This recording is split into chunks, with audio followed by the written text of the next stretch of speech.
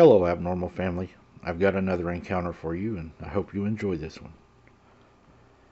I'm currently 17 at the moment. The story took place a few years ago. This all happened on the opening day of whitetail season, with my two big brothers, uncle, father, and I. We love hunting. Hunting is something that runs through the family. The property we hunt has been our family's hunting property for approximately 60 years. We have never had any unusual, creepy, scary, or odd encounters out there until this opening day a few years ago. That morning, the five of us were deciding who hunts where. I was going with one of my big brothers, 19 at the time. For reference, we will call him Johnny. Me and Johnny set out to one of the ladder stands about 100 yards from the edge of the property. It was still dark. When we got to the stand, we waited about 30 minutes or so before the sun started to rise. Once the sun rose, we waited for something to pop up. For about an hour, we saw nothing. We were just annoying the sound.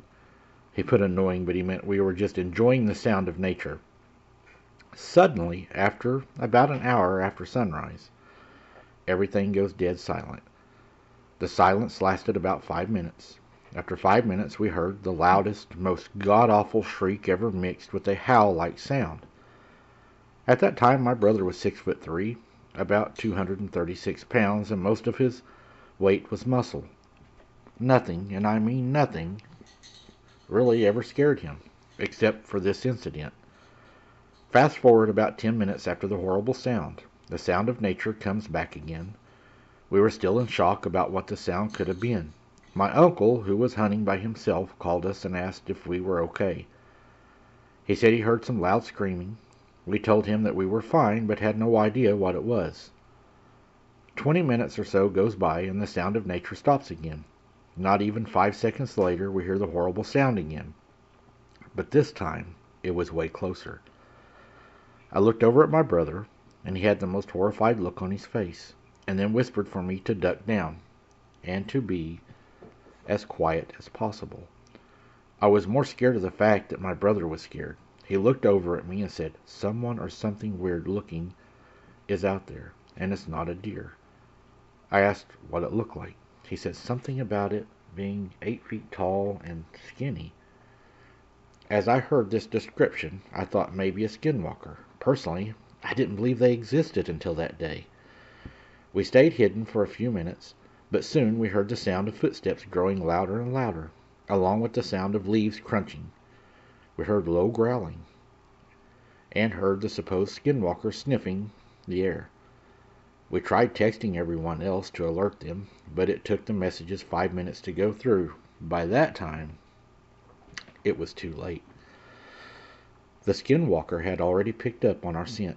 We tried calling anyone as it began to walk around or stand, but the service was bad. My brother looked out the window for a split second before screaming and falling back. It actually resulted in a head injury that left him unconscious. Not knowing what to do, I just sat there in silence, hoping the skinwalker only thought my brother would just walk away and that my brother was okay. The stand had very little bar-type thing going around the bottom of the windows, so thankfully that covered me from the sight of the skinwalker looking straight into the stand from the window. I could tell it was standing there for about 3 minutes, but then I could hear it walk off. I stayed hidden, too full of shock and fear to even move a finger, and I noticed my brother was bleeding from his head. Not even 30 seconds later, my uncle pulled up in his truck and came up to our stand. He saw me curled up in a ball, hiding, and my brother unconscious. He immediately asked what happened. Too shocked at what we had just experienced, I just stared at my uncle. Then he had the strength to muster a squeaky response, saying, "We need to leave now." My uncle loaded my brother into the truck. He bandaged his head, and we quickly followed. It meant that he quickly followed. As we were driving back to the others, we heard the horrible scream. Yell again. It sounded like it came from not even 15 feet behind us. Looking back was the worst thing I've ever done. I saw the ugly face of the skinwalker staring directly into my eyes as it screamed. My uncle looked back and saw it too. He immediately started flying down the dirt path, almost crashing into big trees. At that point, which likely would have been the end of us. Only a few seconds later, it stopped following us, and I just stood still, and it stared at us.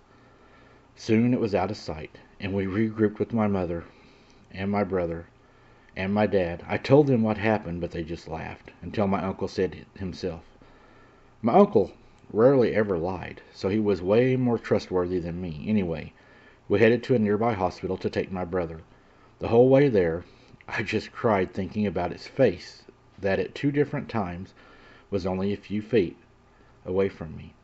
And of course that night I had nightmares about it. Later that morning we went to visit my brother who had gotten a concussion, then to retrieve some potential footage of the mysterious creature. When we went back to the stand, we saw that the feeder had been completely ungrounded